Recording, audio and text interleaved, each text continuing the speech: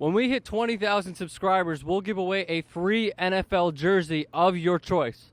So subscribe now. Does it bother you as a sports fan?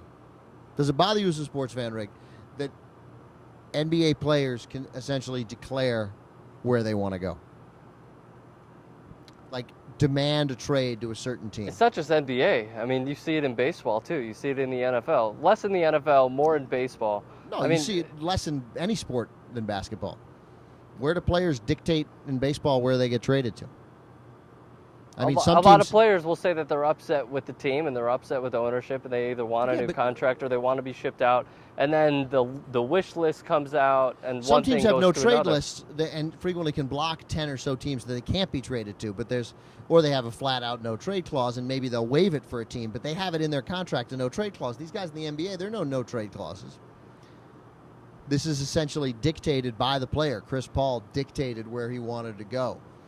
Dwight Howard is dictating where he wants to go. He's now willing to grace us by saying that, I'd be willing to play for the Bulls. He'd be willing to play for the Bulls. If it's in God's plan, he said. Is that right? Yeah. Oh, Jesus. Does they really say that? Yeah. God doesn't care where you fucking play.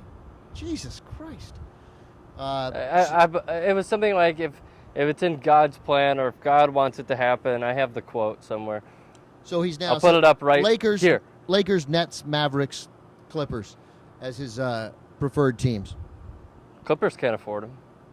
Well, anybody can afford him if they can get rid of the salary to get him. The question is, could you then go ahead and sign him? But he can be a free agent at the end of the year. So any team that's going to give up serious pieces for him is going to want to sign him to an extension because obviously he's a difference maker. But I don't know. It's just it's upsetting when players pick only sort of chic teams or big market teams. The Nets being sort of an exception here in the Dwight Howard list. But I mean, he's not saying I want to get traded to the Wizards. He's not saying because no one wants to get traded to the Wizards. Yeah, I know, but that's a problem. I think that will change for the Wizards because it's a great city and a great market, and as the team gets better, it's a great arena. It's a fun place to play. I think that will be a desirable place to play in the NBA. But you see the point that owners like Dan Gilbert of the Cavaliers and Michael Jordan of the Bobcats. Is that the name of the team? That's right. That Michael Jordan of the Bobcats make that this is tough to compete when the world of elite players, as they become free agents, is only to 5, 6, maybe 7 teams. That's a problem the NBA has to address. I get why Dwight Howard can say it because he can just say the fact is that Magic can trade him anywhere, but he can say, yeah, sure, go ahead, trade me to the Jazz. I'm not going to sign there, so therefore the Jazz aren't going to give much up just to have Dwight Howard for half a season, half of a short season. Anyway, it's upsetting. It's the same sort of disconcerting feeling I had when Wade, James, and Bosh got together and decided they all wanted to play for the Heat.